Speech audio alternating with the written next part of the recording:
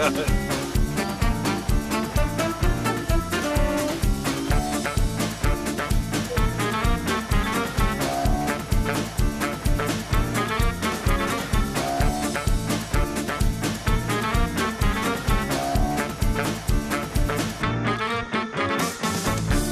rieccoci live da questa piazzetta virtuale, anzi proprio da qui siamo a Tragara virtuale, no? Cara Fiorenza D'Antonio? Sì, luoghi che veramente ci hanno segnato anche durante questi ultimi anni in cui ho avuto la fortuna di poter partecipare live a Capri Hollywood. Quest'anno però ha un altro sapore che secondo me ha un suo sapore, perché possiamo collegarci con persone molto lontane, ci possono seguire in quanti vogliono, veramente ci sono 300 film su My Movies, insomma ha il suo perché anche quest'anno. Sì, infatti Fiorenza, nel 1995 quando Capri Hollywood è iniziato questo festival che è diventato ormai un classico della stagione delle premiazioni internazionali, nessuno avrebbe mai immaginato lo scenario digitale che avrebbe preso il sopravvento ovunque, e bisogna sottolineare ancora una volta che se è vero che quest'anno siamo costretti ad andare su tutte le piattaforme digitali e anche a mostrare attraverso My Movies i film selezionati sia per la rassegna sia per la competizione con tanti corti da ogni parte del mondo, è anche vero che nei prossimi anni, per garantirsi la stessa visibilità internazionale, dovremo comunque riproporre anche questo formato, oltre che alla presenza fisica degli artisti. Ma secondo me, esatto, se ci saranno entrambi sarà solo un'aggiunta. Infatti. E tra poco avremo un bellissimo momento di Capri Hollywood molto significativo. Iniziamo con le eccellenze. Infatti, iniziamo con il primo pezzo veramente da 90 italiano, quest'anno sarà candidato per la terza volta italiano all'Academy Awards, Gianfranco Rosi col suo film Notturno, dopo una bella accoglienza alla Mostra del Cinema di Venezia ha partecipato a tutti i festival internazionali, perché Gianfranco Rosi è veramente una star del cinema italiano nel mondo, e insieme a lui c'è un grande giornalista, eccoli qui, ne vedo uno e ne vedo l'altro, il mio amico Scott Feinberg da Los Angeles, che meraviglia, forse tra i più apprezzati giornalisti al mondo del cinema, numero uno di Hollywood Reporter, Scott Feinberg, a tutto schermo, Nino, Scott Feinberg, e poi rivediamo Gianfranco Rosi, eccolo qui. Doing, Scott? Merry Christmas, great to see you. Oh, great to see you, Scott. Dunque, Scott Feinberg è l'uomo degli awards, il più grande esperto della campagna degli Oscar, di tutti i premi internazionali. Cara Scott, this year we're not gonna have a physical Hollywood, but we are having a digital Capri Hollywood. It's not sir, it's important to be alive. È importante essere vivi, no? I think that's fair to say, and it's I'm very impressed with your whole setup. Very professional and cool to see Capri in the background and the whole thing. And main thing is we're all, thank God, healthy and we'll do it here. Assolutamente, e ci vediamo anche, hopefully we see in April for the Los Angeles Italia Festival. Do you think America will be open after this vaccine for the Oscar in time? Pensi che potremo durante la settimana degli Oscar a Los Angeles Italia, sappiamo che è iniziata la campagna della vaccinazione della popolazione, in Italia comincia un evento particolare in tutta Europa, anzi, quindi you think it's gonna happen physical? You know, that were the case, but I think probably April is going to be a little too soon for it to be a normal year again. I think what will probably happen is something very similar to what happened with the Emmys, where, you know, they'll have maybe some presenters in person and they'll keep them apart from each other, and it'll be very socially distanced, but then the nominees will be at home. And I just think that April seems too soon, although because we're gonna also work backwards. Of course, you've got to not backwards, but you've got to start with very old people, and it's just gonna take a while. So I think probably not this year.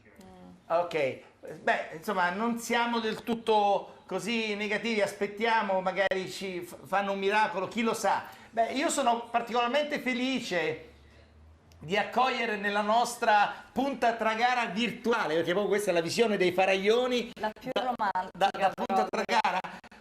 Gianfranco Rosi che a Capri un anno insieme alla sua brava, dolce e diciamo pure anche bella figliola, una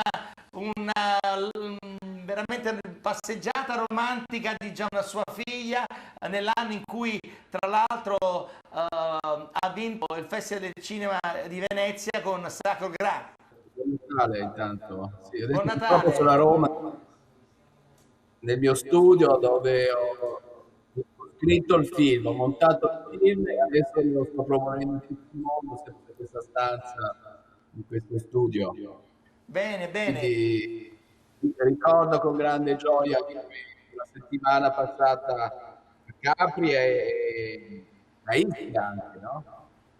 Certo, certo. Ti Poi ricordi venisti la dopo a Ischia Ischia. Sì, con... Però noi qui parliamo di Capri, che insomma è il festival che precede gli internazionali. Certo, certo.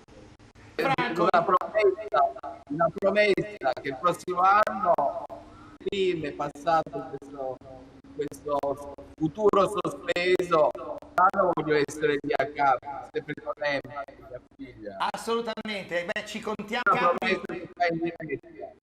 A Capri ti aspettano tutti con grande affetto, ricordano tutti la tua presenza da Capri, è stato veramente magico. Anche se non esce un altro film, sei comunque invitato.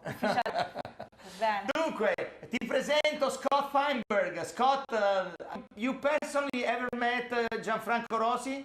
Was at his screening of Fire at Sea in New York Film Festival. Never had the chance to say hello, so very nice honor to meet you. Vai Gianfranco, please enjoy yourself. I know you saw the film. Okay, well, I guess Yes, that means we're up, Gianfranco. Very nice to meet you. Merry Christmas. I hear you. So your previous film, most recent previous film, was of course about what. First of all, like this film, was it to be Italy's? I miss you at the beginning. Can you not hear me? I miss you at the beginning. I can hear you. No problem. I miss the Sure. No, I was just first. I want our listeners to review that both your immediate previous film, Fire at Sea, and this one, both chosen to represent Italy at the Academy Awards, or in the Academy Awards race, which is a great honor, especially because it doesn't happen for documentary films. There's not many examples through history where that's been the case. And I want to begin by asking you, Fire at Sea, it seems, was about people fleeing the conflict in the middle, the turmoil in the Middle East. This film is about the people have been left behind, and I just wonder if you can share what made you decide to, in the last 3 years, I believe, telling this story. Well, I must say that this year it's honor because there are 7 countries that they choose to bring to present as a best foreign film documentary. So this is like an incredible event, before there was only once happened with Italy, and last year it happened with the film Honeyland, which arrived to the both nominee and was documentary. And this year, for the first time, there are 7 countries presenting for best feature and best documentary, because we are running in 2 categories. Their films. So it's an honor, of course, again, to represent Italy. They were an incredible fit this year, and I'm very thankful to choose this film to be representative of the Oscar. The thing for me was like a step after Fire at Sea. I I was witnessing this painful wave of people arriving to the island of Lampedusa. It was a logical consequence for me to see and to go to the area and to follow the borders where the disaster was happening. And I spent 3 years in the borders between Iraq, Kurdistan, Lebanon, and Syria. That was a border. You know, border usually separates people, and for me, this film was a vision of encountering people, because that's how the film began. The film began with encounters of people, and these are the one that made the film possible. And I wanted to make a film where somehow the shockwave of the war arriving into the in, farther away where the conflict is, you know, because war is not very interesting. It's always the same thing: fighting, retiring back, and things. But the consequence of those wars usually are huge, and the impact is like a long, long way of like a shock wave that determine it and change life of people. And that's somehow what is the people, to show the resilience and the incredible sense of daily life that people have, you know. So the protagonists of the film are the people that somehow survive years of painful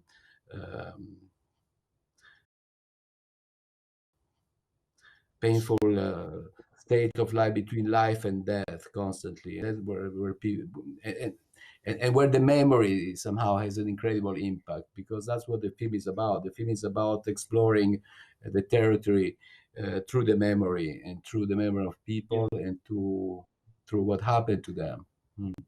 The film somehow So, canceled completely the idea of border, and that was a big challenge in the film, because you never know where you are. I wanted to create to the audience the same state of mind that for me in these 3 years. In these 3 years, I never had any more an idea of where I was. You know, when I put the film, it was just a mental space. You know, it became a space where there is no difference between the pain in Syria or the pain in Iraq and in Kurdistan, and somehow what happened to the people I met is that become universal and extremely huge. You know, it's like an archetypical approach to the film. well, you say you uh, never knew where you were. I've got to ask you about that because, first of all, 3 years moving between these different, you know, kind of war ravaged parts of the world.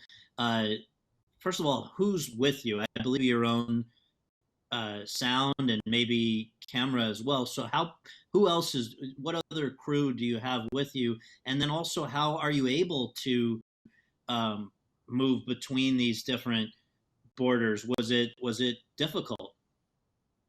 Was extremely difficult to move, was extremely risky. And I have to thank, I had incredible line producer and local producer that allowed me to move around, getting every single shot that there is in the film is months of work to be able to film in the place. You know, in the psychiatric hospital, every location was a conqueror. I was like, not, it was never easy to be there.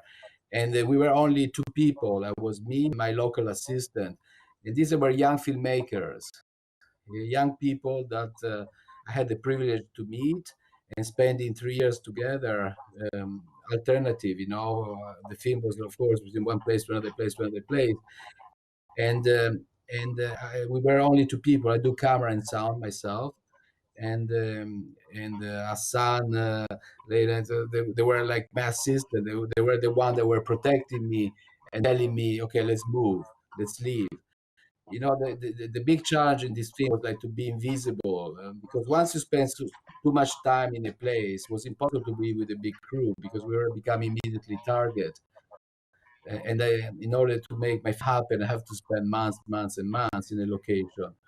The first month I spent there was like without the camera, just try to put together the whole stories. And then there was a moment when I was ready to film, and that's the moment when I went back to audible, and that's where was the moment where I was able to gain trust, because this is very Yeah. important. Trust the film is impossible to make. And when I went back to the people I met my first journey, when I was just looking for stories, looking for situation, the fact that after a few months they saw me coming back and say, "Here I am, ready to film with you," there was like, okay, so you will not be trading. You really want to know my story. And at this moment, they gave me everything. They opened up their life, and I was able, I was living with them, sleeping in their own house, eating together, and I was able to observe everyday life and following what was happening in people I met, and that was it required a long, long, long time, which was 3 years of my life, and I think somehow the film is is an act of love towards the people I Yeah. met. How how does something like this project affect you on a personal level? I mean, you're away from home for a long period of time. You're in very dangerous places. You're not with any friends or family. Yet you say you have these local trusted advisors, but these, it's gotta Yeah, they were more it's than gotta take. advisors and like complicity, there. Yeah, it affected me enormously. I still people don't believe it, but when you spend 3 years in such a deep, deep immersion, um, I feel a little bit somehow like a soldier coming up from war with the syndrome of post-traumatic syndrome, which I still didn't manage to absorb. Because after, when I came back from my 3 years shooting, there was this very strong impact with the pandemic here, which another shock, like that was the moment when I was editing the film, and I spent like again in this studio here. I spent like 5-6 months with my editor Jacob Brizio editing the film, and then the film went to Venice, and then Toronto, all the festivals. So I was always engaged into this process, and the Oscar campaign starting. So I feel like I was never able to metalize what happened to me in that period, and Yeah. I don't know if I'm able to do that, because I see myself now. I want to immediately a new project for not start thinking about that. Then my body is fighting to me. Like few weeks ago, I was not very well with my body, and I had some kind of and my body says stop, stop, and my mind says stop, stop, stop, and know that I need a moment to metabolize and to somehow be aware of what happened to me in the good and the bad. In the Yeah. good is all me, and it's all in the film, the good, and the bad is what is outside, what is left side, because in my film I don't testify the harshness. The film seems so easy, everything happens so smoothly, but again, for every scene, for every moment, it was an incredible conquer. Just to put the camera outside and to film in set a space with the soldier in the psychiatric hospital, at the border with Iran, with the fisherman. It was always an incredible effort, and I think that making, you don't have to show the effort that takes to make a movie. We don't want to be protagonists of our own stubbornness, and the film should be is like in a circus. Someone that's doing like an incredible effort is always smiling, right? It doesn't show how difficult it is. It doesn't tell you that this requires months, years of exercise. And the same thing should be for a movie. I don't think a movie should be a celebration of our pain and of our difficulties and of our obstacles that we encounter. A film should live on its own and should live for the story we tell without the weight of the difficulties to make it and to achieve that story. And this for me is very important always. You have to have always a smile. And I think so the film in such is a painful film. It's a film, but yet it's a life film. It's a film that if the audience have the patience to follow it and to trust the relationship, I I have with with my own protagonist. I ask the same trust to the audience to follow, and at the end, the the answer comes. Because in the close up of Ali, you have all the answer you want there. All the answer are there uh, in the after 110 minutes. The answer are in that phase. You have the whole answer you want, and I'm sure every person that watched the film will have a different answer. And this is for me what is important, to give that possibility to the audience. There is a filmmaker who some of our viewers may be familiar with. He's now, I believe, 91 years old, and he's been doing this for like 60 years. And his name is Frederick Wiseman. Yes. And I want to ask you, because watching the film, particularly the stuff in the psychiatric ward, I'm thinking about City Cut Follies, which is the movie that sort of put him on the map, where you go into a psychiatric ward and they're actually doing a play and you don't even know who's crazy and who's not. Obviously there's a lot of things. I never thought about What's that? And I never thought about. And it's fantastic that I never thought about that, because Wiseman is a master there for all of us. For me, the fantastic making documentary is the challenge of constantly put yourself in experimental. And Wiseman is from Flirty to De Seta, to Wiseman, to Pasolini, to Yori Evans, to Meisel brother. It's always been so much challenging and willing to fight against stereotypy of documentary. Can I tell us a little episode? I remember when I was an NYU student. And it was like, I don't know, 11 o'clock. You remember there was in New York, here in New York, there was this place where you could rent DVD. Yeah. What was it? Place, big place on Broadway. DVD, is it Broadway video? Not Broadway video. All DVD of the world. And then and I was looking for a film myself, and then there was a mother with a young daughter, and the mother said, "So you choose a film? You choose a film? You choose?" And the daughter said, "No, mine. Listen, we have 5 minutes. The shop is closed. You have the film. If you don't choose the film within 5 minutes, I'm gonna choose a documentary." This was like a punishment, at the time. Documentary at home. Right. But now I think documentary is extremely. When I make a film, I don't think about am I documentary, am I making a feature film. I just think, what is the difference between true and false? That's for me what is important. And that's why somehow it's an incredible honor for me to be part of when I'm in competition with the documentary.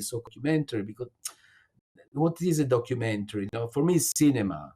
It's cinema, and I want to use the language of cinema when I film. Because when you film silence, when you film a face, when you film a mood, you have to use the language of cinema. You cannot have the camera going back like this around, and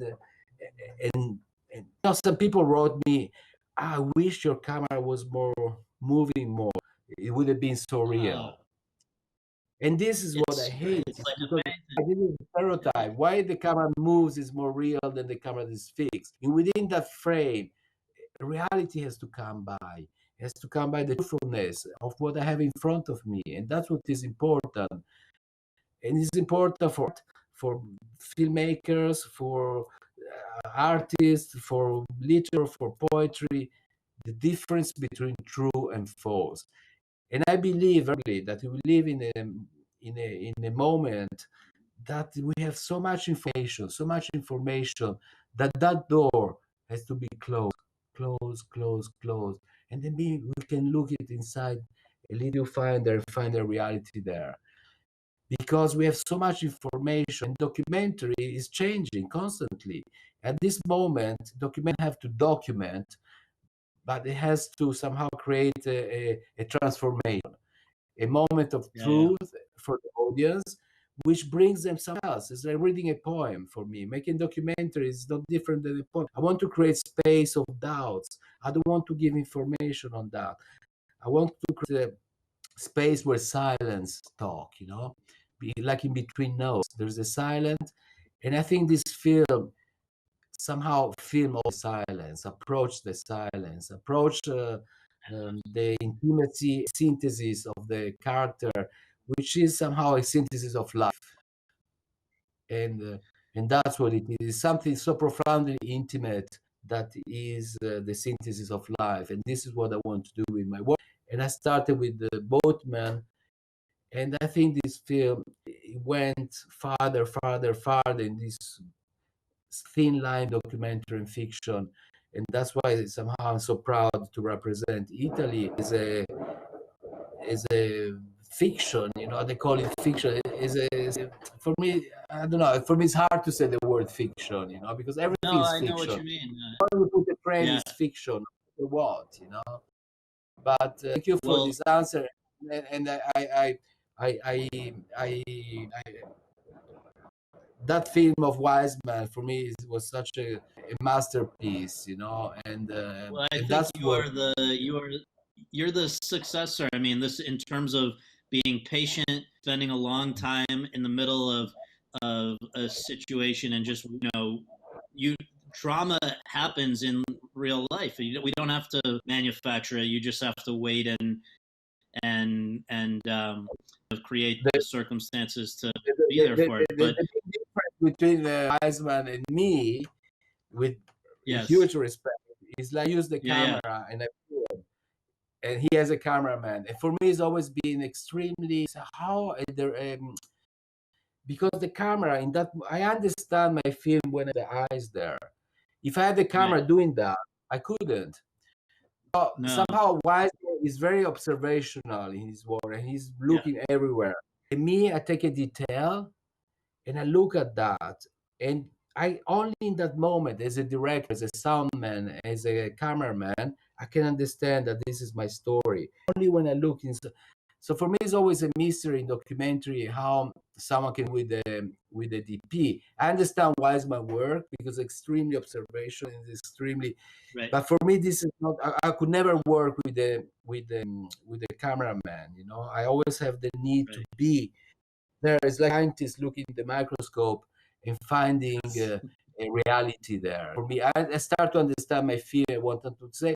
And then Wiseman edited his film, which I love that. Right. Because I'm fighting with my editor, Jacopo Padri, since 30 years. I said, he's the only person in my life for 30 years, and I cannot divorce him. He has enormous control. Right. We work together, and also with Fabrizio. This film was so difficult to edit that we have to be in 3 people editing. And Fabrizio is a fantastic. He's the one that was able to do this computer not to get in touch with you. And so for me, I love to edit my film. I don't have the patience to do that. And how so many years was Wiseman does in the editing what I do in the loop. Exactly. Loop. In fact, I have only 80 hours of film when I film. Wiseman had hundreds of hours. I know that. Right. Some of them is like 300-400 hours of film. And so I do that selection already when I look inside the loop. Yes. Well, I want to end by just asking you about.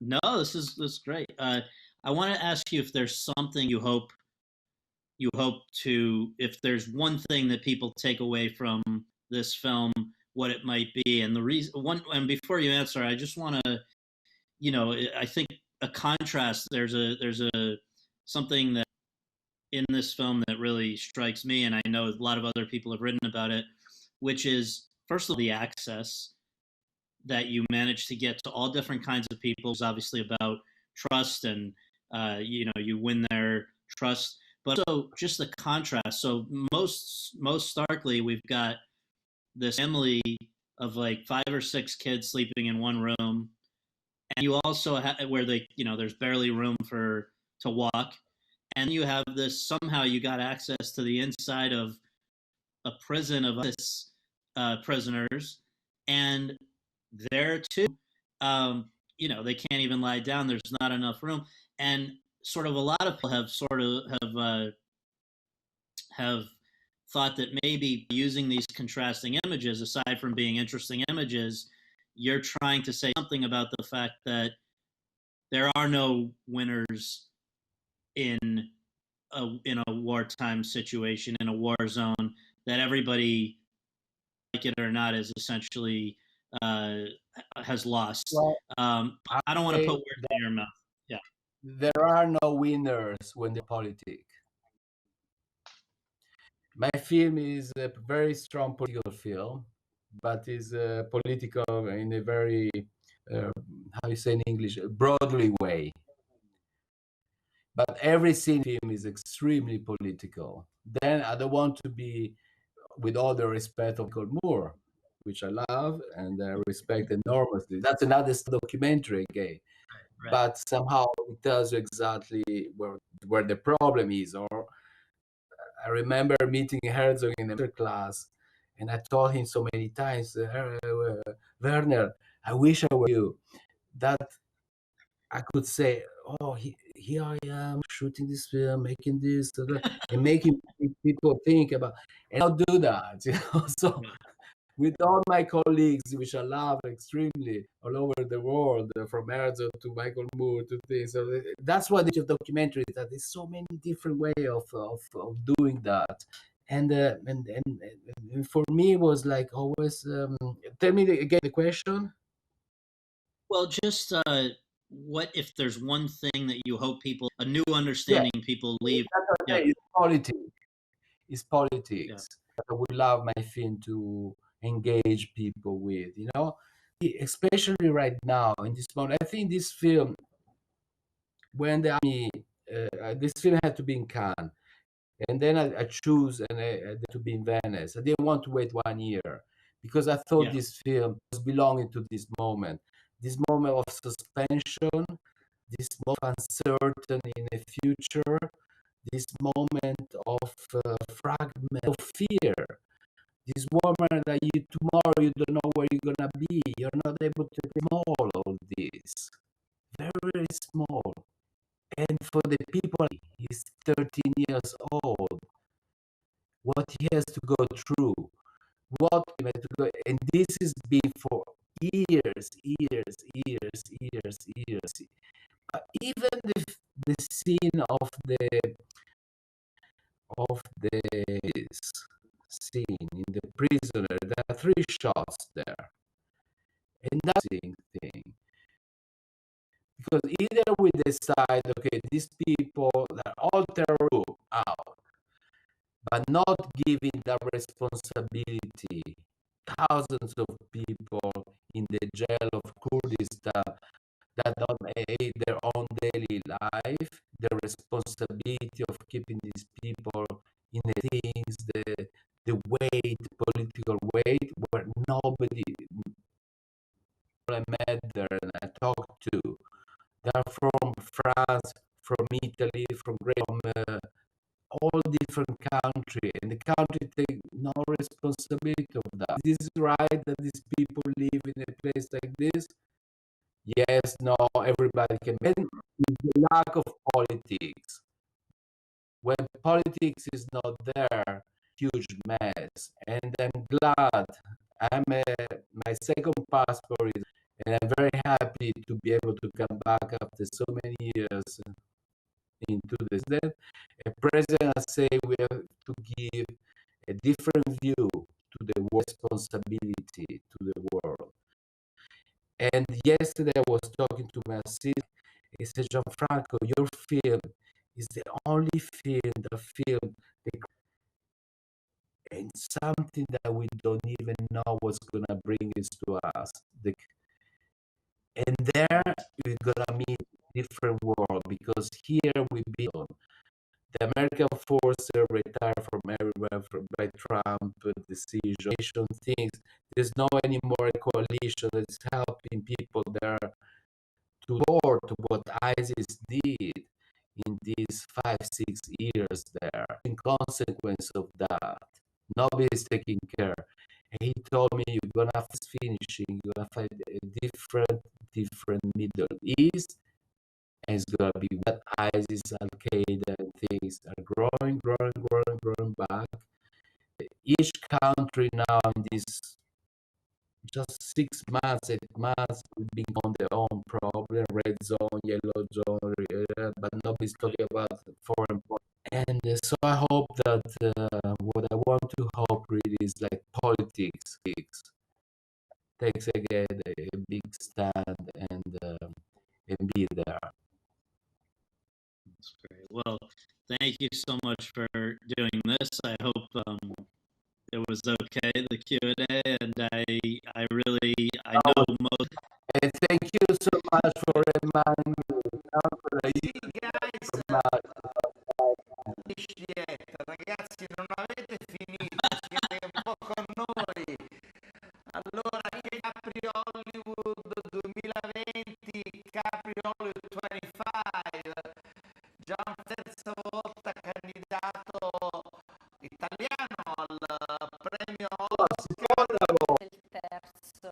Questo è il secondo, ora è il terzo. Questo è il terzo che ricevi, no? La terza sfera. Esatto, una delle firme più prestigiose del cinema mondiale prima la World Season.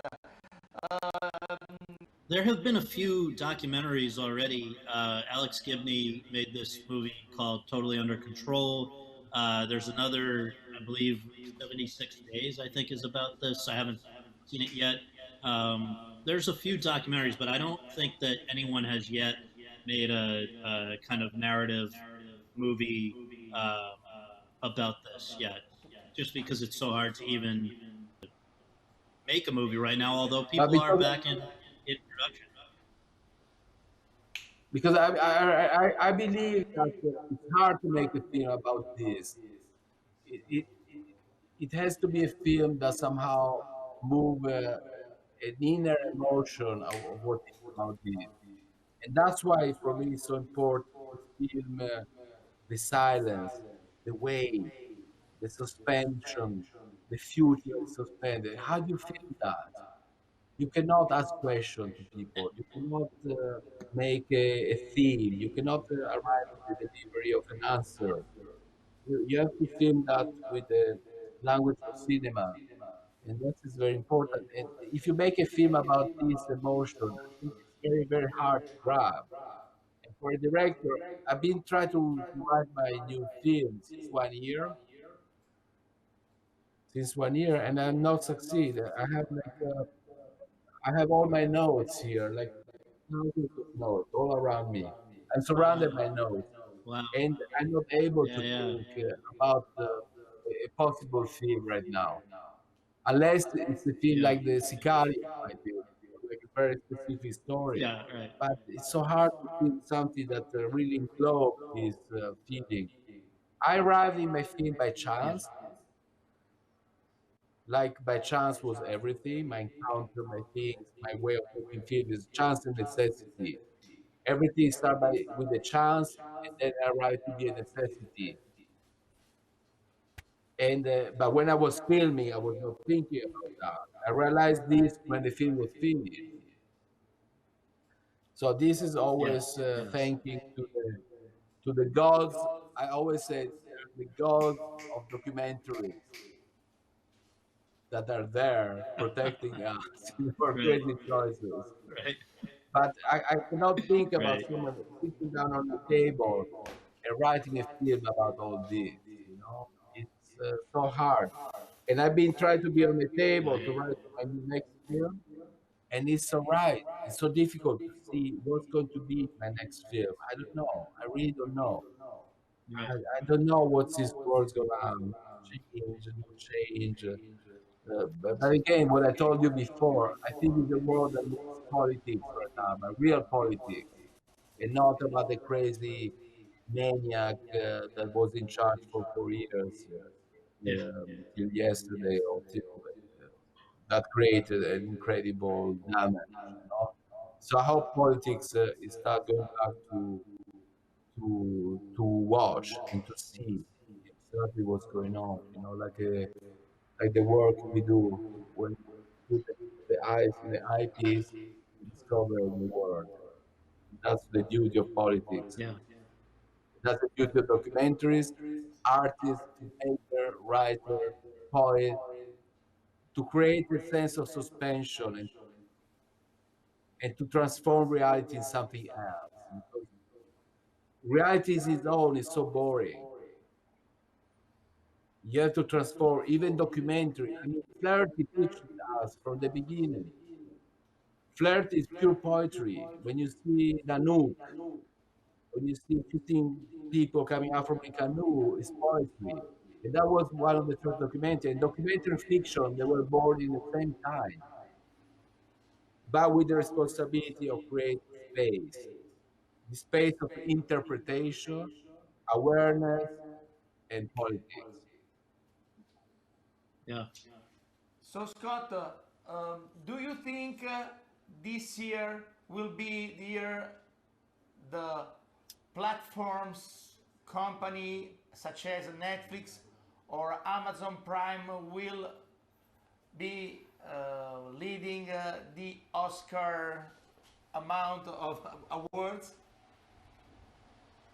Well, I think that certainly nominations, because Netflix has about half the movies that are even in the conversation, because a lot of the other places have said we're going to hold our movies until we can have a proper theatrical release again, where there are many theaters that are open. Netflix doesn't really need that.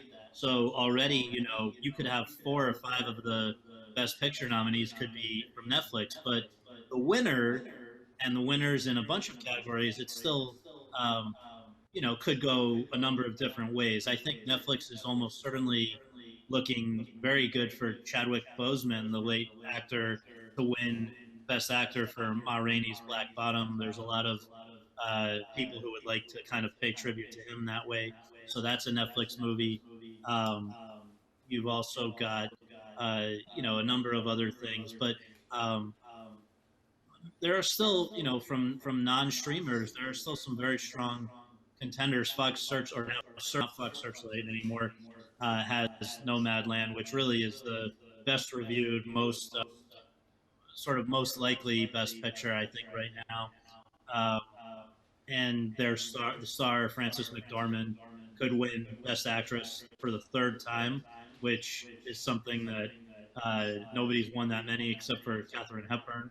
So, but look, it's still early. I mean, they pushed back the Oscars 2 months, so we are looking at about 2 more months before the nomination process even really gets going, and then the show itself is not till 4 months from yesterday. So there's a lot that can still happen.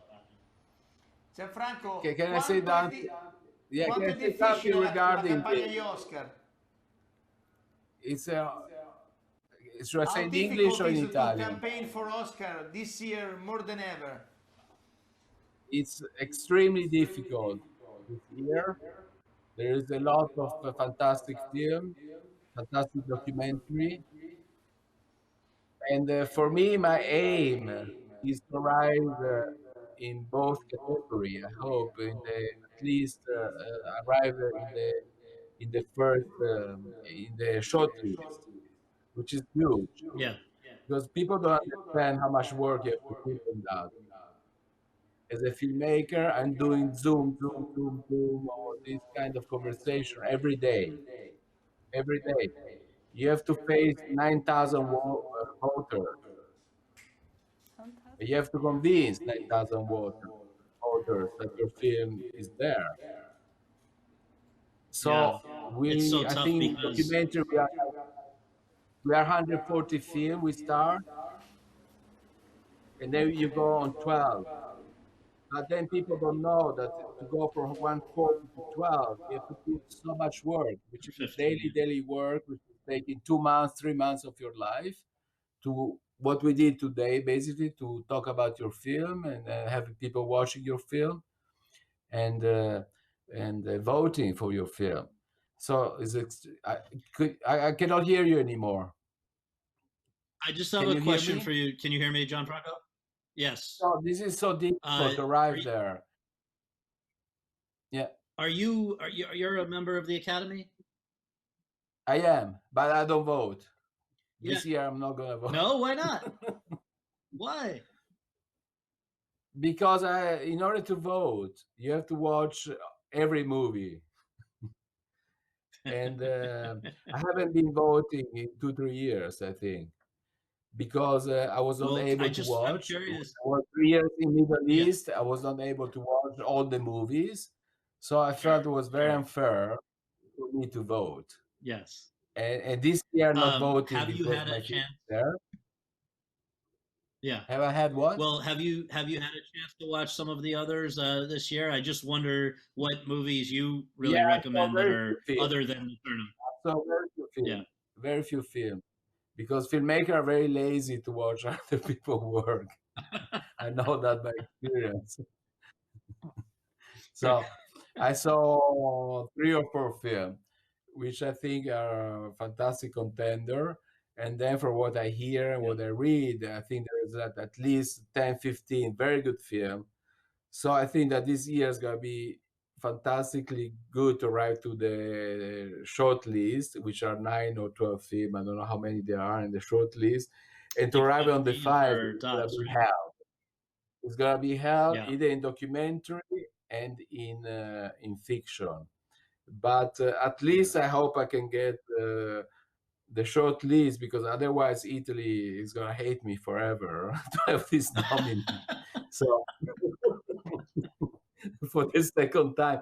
I mean, the last time was fantastic because I was running in both category, and when we didn't make the short list, Italy's out of the Oscar, and they're very, very, very small line. It was like, but still there is a hope with documentary.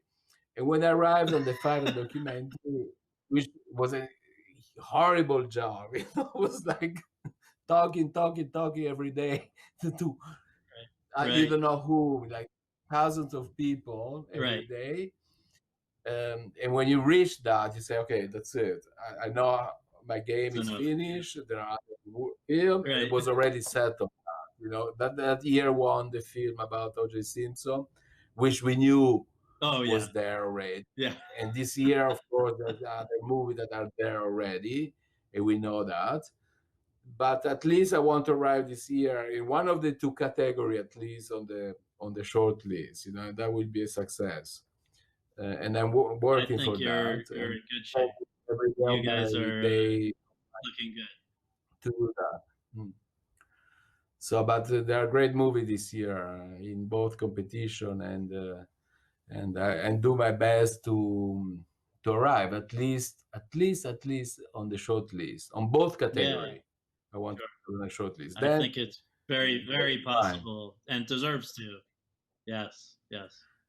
Did we lose Pascal? Is Pascal No, no, still no. here? I'm listening. Okay. I'm very interested in your conversation.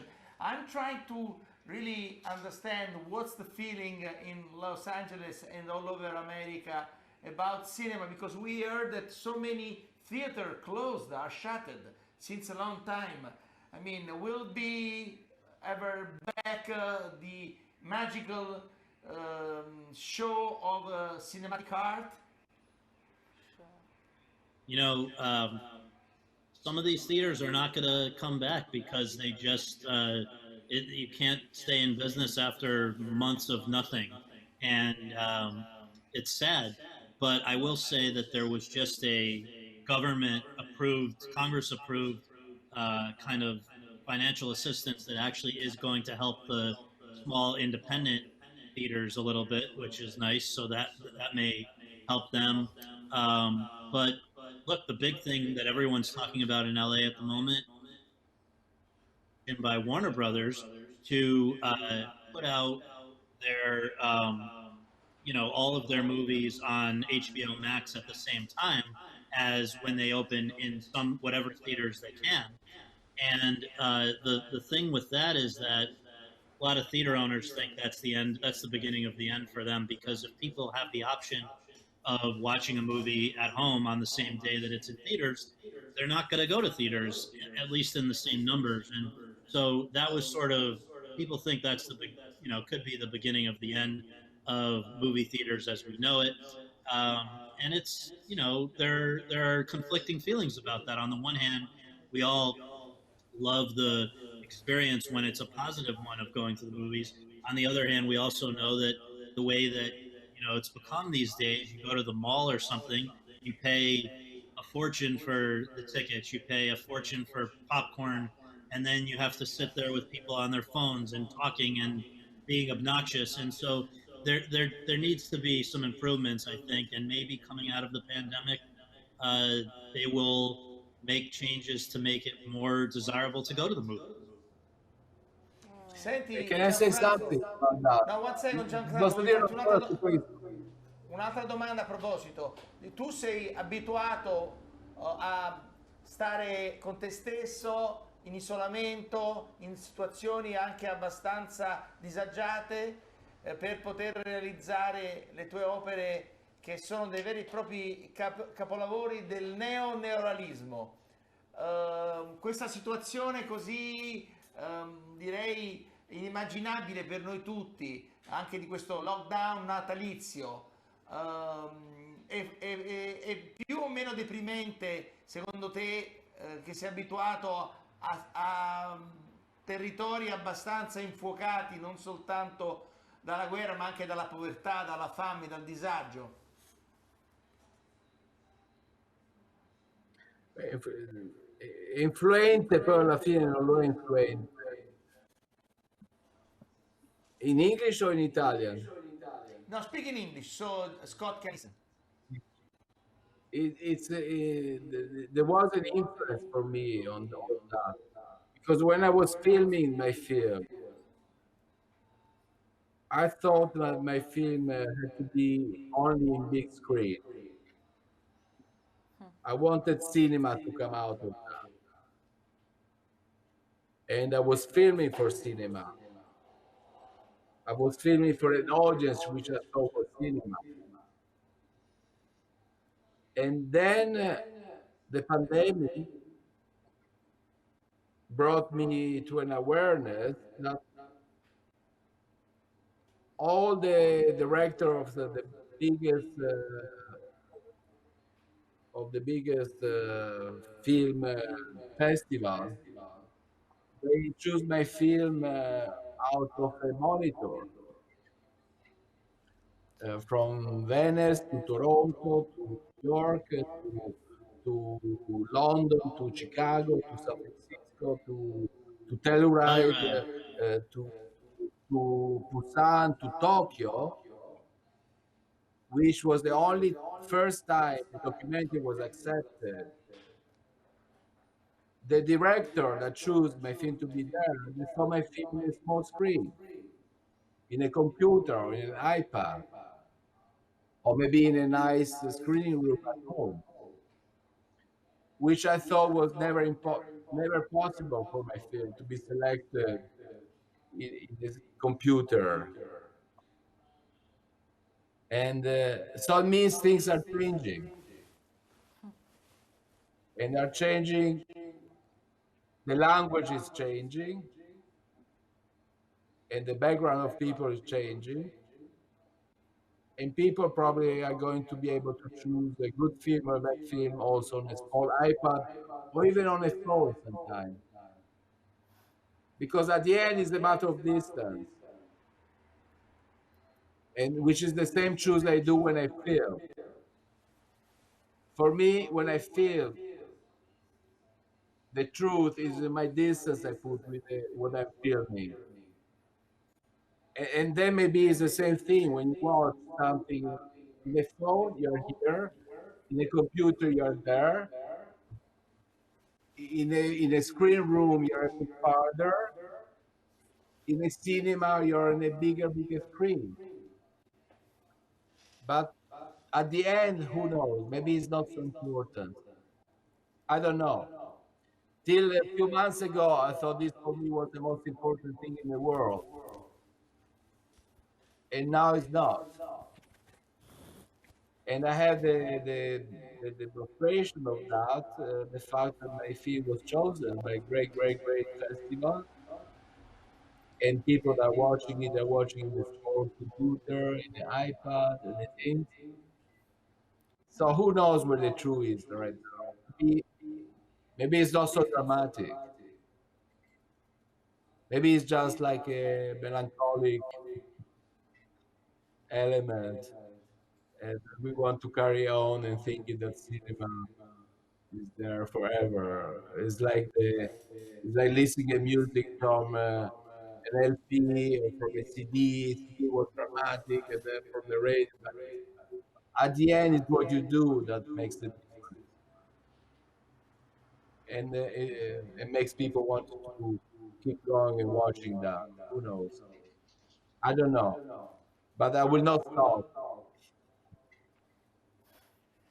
Scott, um, it seems that the partnership between Warner Brothers and HBO really created a big drama into the Hollywood industry. However, the director, Chris Nolan, who much actually could run again for Best Director this year with a movie actually shot a little bit even in Italy, in Positano was shot, the movie also, um, might run for the Oscar. So he said, Chris Nolan said that my movies are done for being screened in theater, not just on television. So where is going to go the American industry after this pandemic situation? Well, you know, it's Christopher Nolan. I can understand why he's unhappy. At the same time, there's not many other. What's his option right now when so many theaters are closed in the country? You know, it's not even the right thing to tell your fans to go to the movies right now and risk their lives to see Tenet when they can watch it on their big screen at home. So I think it's a little more complicated than he's making it. There are, you know, it's tough. I certainly know when you pour years of your life into something like Gianfranco, or anyone, uh, it's got to be frustrating. But at the same time, no movie is worth somebody dying for.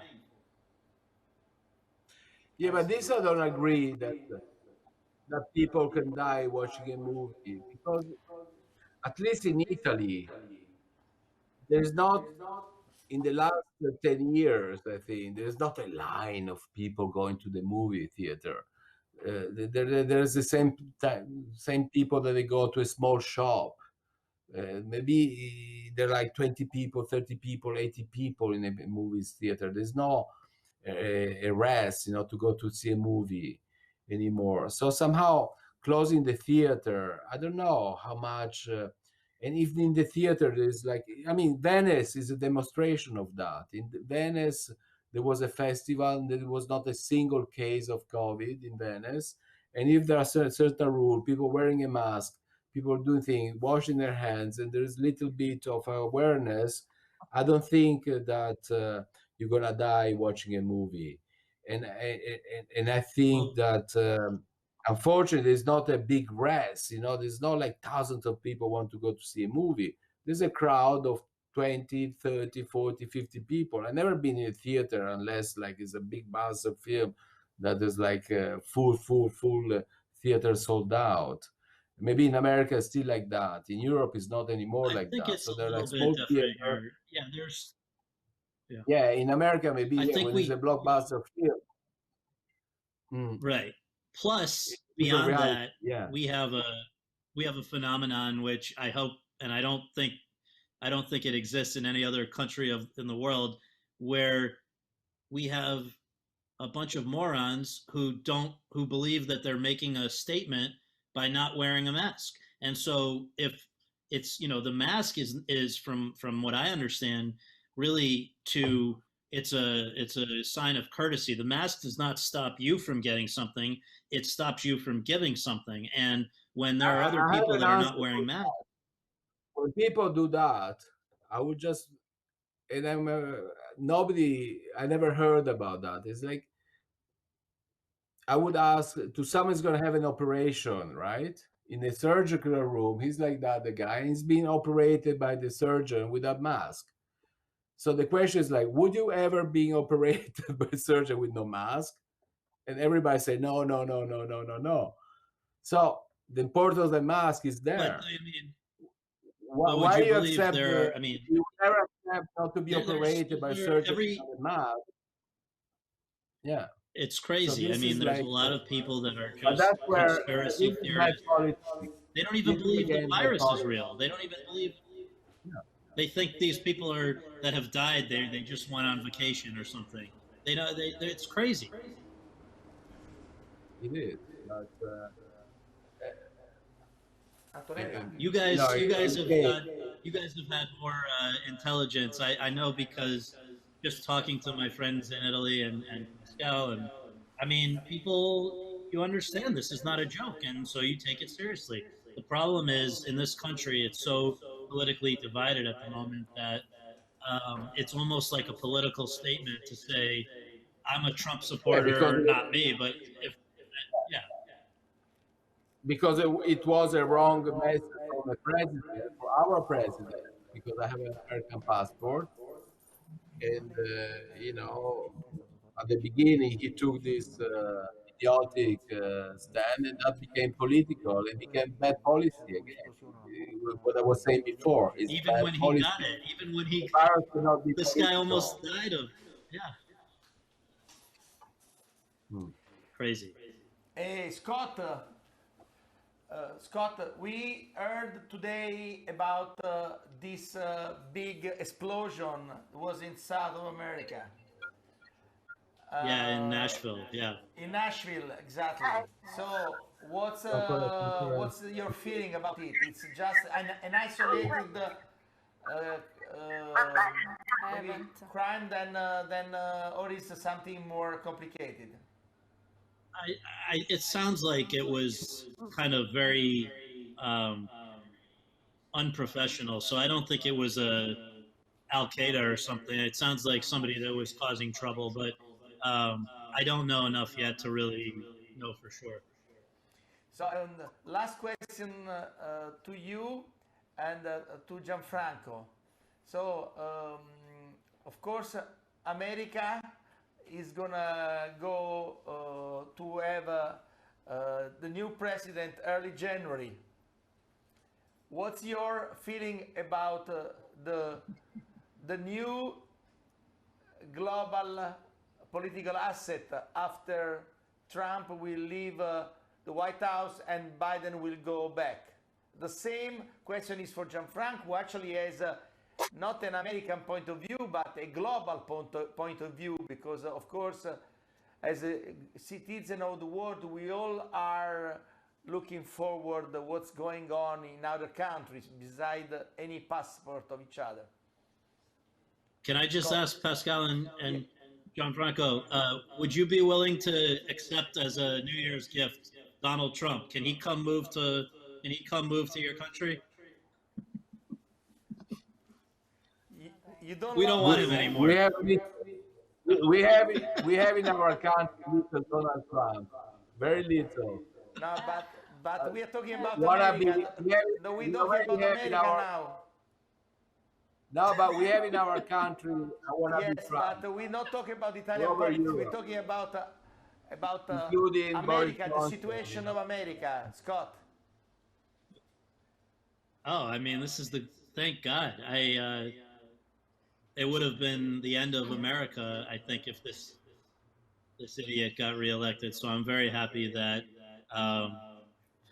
he's gone, and hopefully we can, to use his words, lock him up.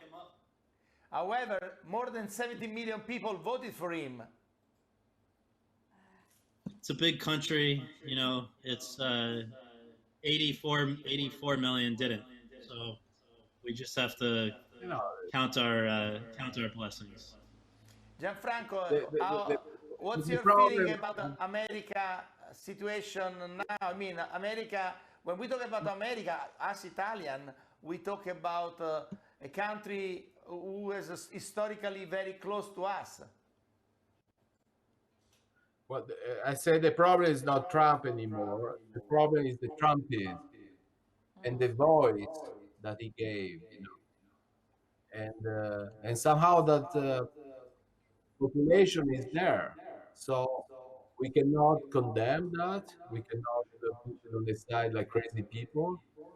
And again, politics have to do its own job in order to lower the la forbice, how is it, the Caesar.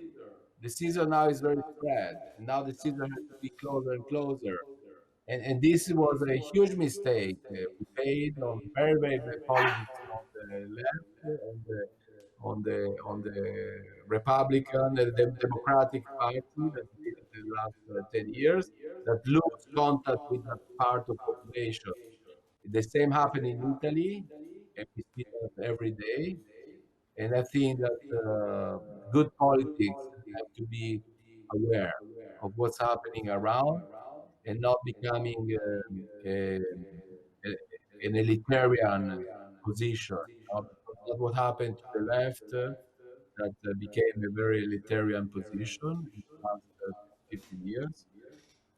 But I was extremely happy, going back to my film, that the first things that Biden say is like we have to not anymore America first, but the role of America was always on the very bright politics. And again, the film is not a political film.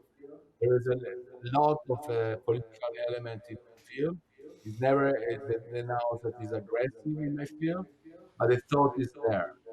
And I would like that thought that is very in a low profile could become, and in not ideological profile, would become something that the world would start have a different point of view and a different way of dealing with issues that they don't only belong to our problem, but to a transversal choice.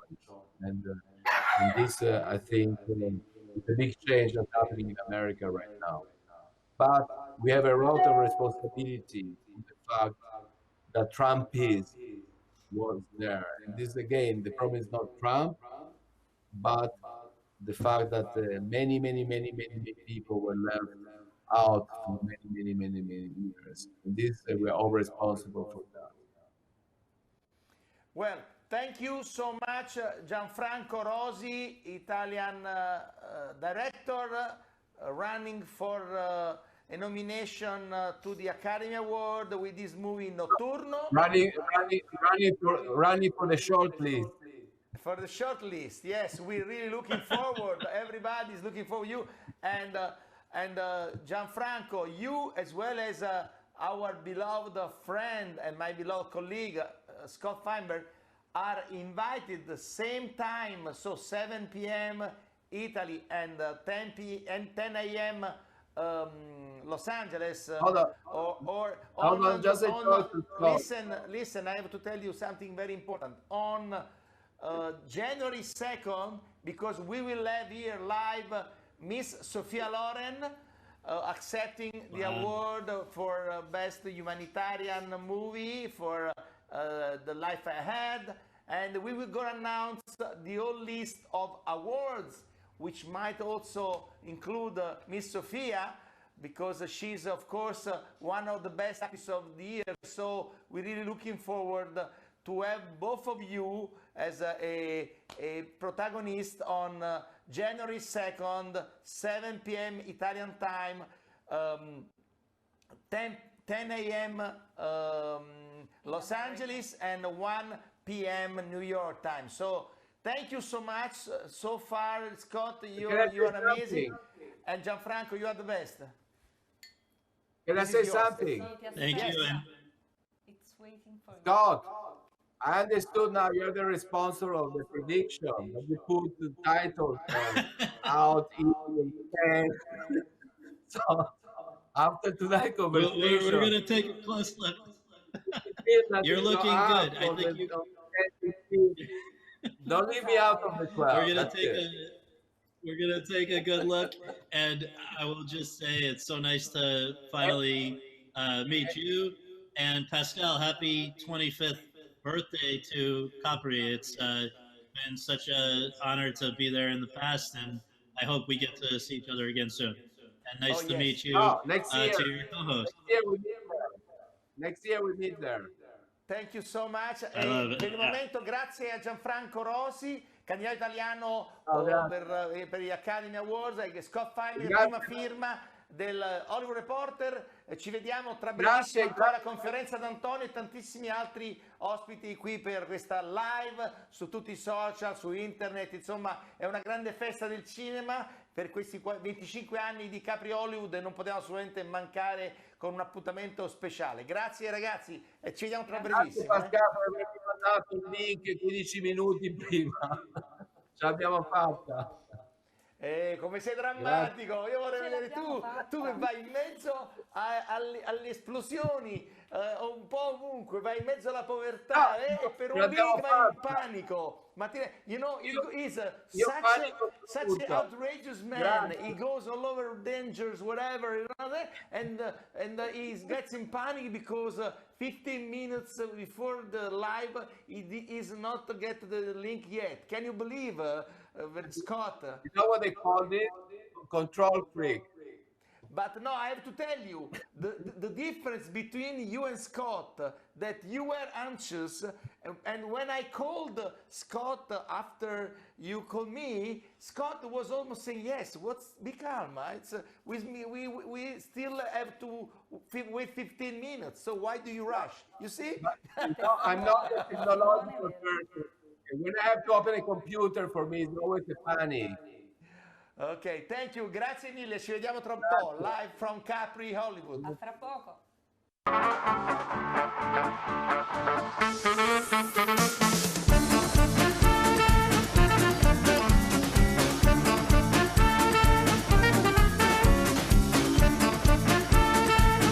Want to be in the sun.